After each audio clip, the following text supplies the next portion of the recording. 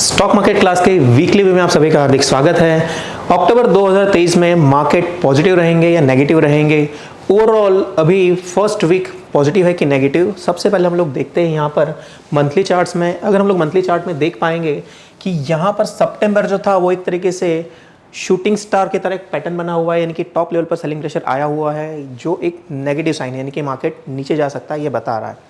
लेकिन अगर हम लोग यहाँ पर देखेंगे कि RSI जो है वो 60 के ऊपर चल रहा है, और जब भी RSI अगर आपको 60 के ऊपर दिखा रहा है तो ये एक अप ट्रेंड का साइन है, यानी कि अभी भी मार्केट में डाउन ट्रेंड नहीं है। टाइम बिंग मार्केट थोड़ा सा नीचे गिर रहा है। अब यहाँ पर अगर मंथली बेस पर कहेंगे कि सबसे इंपॉर्टेंट लेवल्स कौन से हैं, तो यहाँ पर पिछले 3 महीने से मार्केट कंसिस्टेंटली यानी कि निफ्टी 19,230 के अराउंड बार बार घूम रहा है। पिछले 3 महीने से इस लेवल को मार्केट ने ब्रेक नहीं किया हुआ है, यानी कि इट्स अ वेरी की लेवल की अगर इसके नीचे जाता है तो फिर नीचे 18,500 से लेकर 18,000 तक जाने के चांसेस बहुत ज़्यादा है। अब यहाँ पर अगर आप एक पैटर्न देख पाएंगे कि यहाँ पर एक पैटर्न बन रहा है, दैट इज़ राइजिंग वेज। ये राइजिंग वेज पैटर्न जब भी बनता है सो मार्केट में एक तरीके से नेगेटिव चीज़ है, यानी कि मार्केट नीचे आने के चांसेस ज़्यादा है। अब ये मंथली चार्ट्स पर है तो ऑन द स्पॉट तो नहीं आएगा, लेकिन कि हाँ फ्यूचर में थोड़े से नीचे आने के चांसेस बढ़ जाते हैं। अब यहाँ पर अगर हम लोग इसी को वीकली चार्ट्स में अगर चेक करते हैं तो वीकली चार्ट्स में यहाँ पर एक बेरिश कैंडल, यानी कि सबसे टॉप लेवल पर हाईएस्ट एक बड़ी सी बिग कैंडल दिख रही है, लेकिन लास्ट वीक में एक डोजी बना हुआ है। अब जब भी क्या हो रहा है कि अगर मार्केट में मंदी चल रही है तो ऐसे केस में अगर पहली रेड कैंडल है उसके बाद नेक्स्ट बड़ी सी रेड कैंडल बननी चाहिए, लेकिन जब भी एक बड़ी सी रेड कैंडल के बाद एक छोटी सी बॉडी या एक छोटा सा डोजी आ रहा है तो ये दिखाता है कि मार्केट में एक्चुअली इनडिसीजन है, और जब भाई इनडिसीजन है तो ऐसे केस में वहाँ पर डिसीजन आना ज़रूरी है। अब ये जो वीक होगा वो डिसाइडर होगा कि अगर इस डोजी के बाद अगर एक पॉजिटिव ग्रीन कैंडल आ रहा है मींस कि मार्केट ऊपर जाएगा, और इसके बाद अगर मान लो नेगेटिव कैंडल आ रहा है तो मार्केट नीचे जाने के चांसेस बहुत ज़्यादा है। अब यहाँ पर हमारा की लेवल की हम लोग हमारे पास जब भी हो कि प्लान ए और प्लान बी दोनों तैयार होने चाहिए कि इसका जो की लेवल है, अगर हम लेटेस्ट केस देखते हैं तो द की लेवल इज़ 19,500, यानी कि 19,500 के नीचे अगर मार्केट जा रहा है तो ऐसे केस में द सिग्निफिकेंट लेवल इज़ 19,230, यानी कि ऑलमोस्ट 19,200 का लेवल इज़ इंपॉर्टेंट।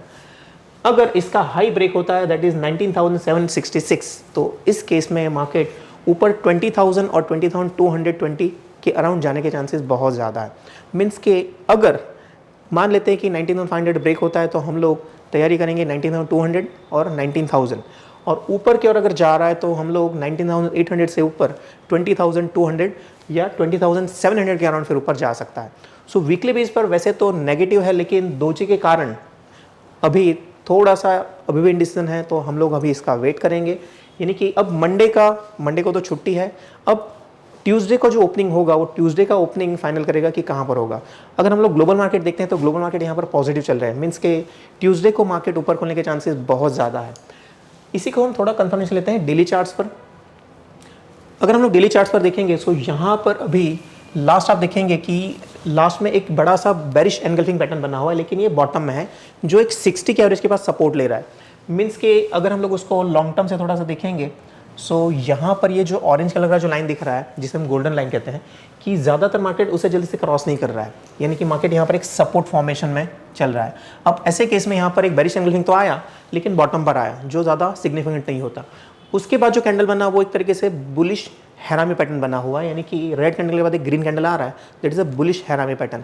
अब जैसे ही इसका हाई अगर क्रॉस होता है तो मार्केट पॉजिटिव टोन में आ जाएगा, और अगर मान लेते हैं कि अगर लो ब्रेक हो जाता है तो मार्केट नेगेटिव जोन में चला जाएगा।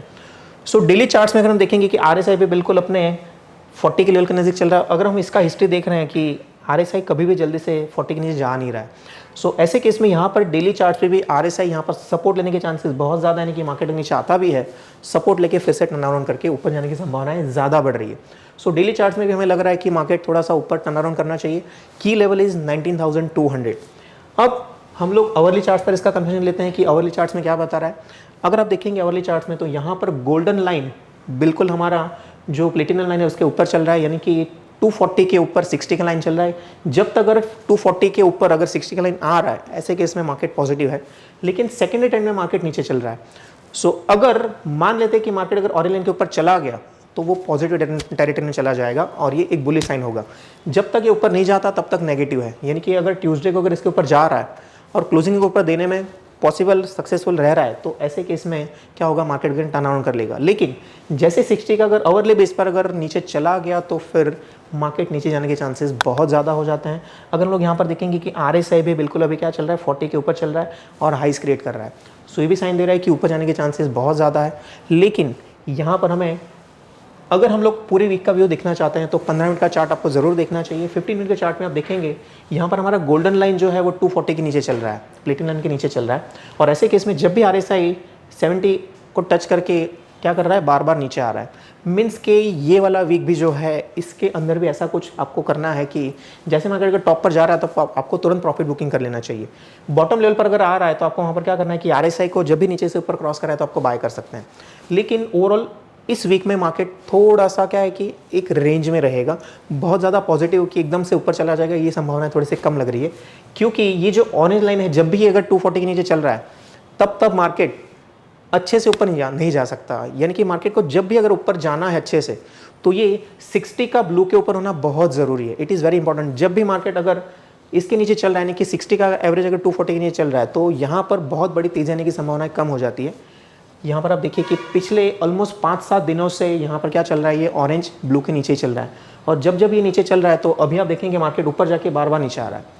सो अगर अच्छी सी रैली चाहिए तो यहाँ पर कंडीशन है कि यहाँ पर ये 60 का एवरेज 240 के ऊपर क्रॉस करके जाता है, तभी हम लोग एक अच्छी सी रैली में पार्टिसिपेट कर सकते हैं। सो फिलहाल आपको ये करना है पूरे वीक में कि जैसे ही आपको क्या हो रहा है, स्टॉक अगर आपको ऊपर दिख रहा है आपको वहाँ पर प्रॉफिट बुकिंग करना है, निफ्टी में या फिर कॉल में, और टॉप लेवल पर आप लोग पुट ले सकते हैं, वो आपको प्रॉफिट अच्छे से देंगे। सो अब यहाँ पर ओवरऑल अगर हम लोग व्यू देखते हैं तो पूरे मंथली बेस पर मार्केट का एक जोन रहेगा कि नीचे की ओर हो सकता है कि शायद एक बार 18,500 या ऊपर मैक्सिमम 20,500, इसी जोन में यहाँ पर अक्टूबर में ट्रेड होना चाहिए। सो इसी तरह के और अपडेट्स के लिए आप लोग हमें लाइक शेयर और सब्सक्राइब करना ना भूलें। हमने अभी डिफरेंट कुछ कम्युनिटीज़ क्रिएट की हुई है फेसबुक पर, और साथ में हमने इंस्टाग्राम पर भी कुछ रील्स आपके लिए रखी हुई है, उन्हें भी लाइक शेयर और सब्सक्राइब करना ना भूलें। धन्यवाद।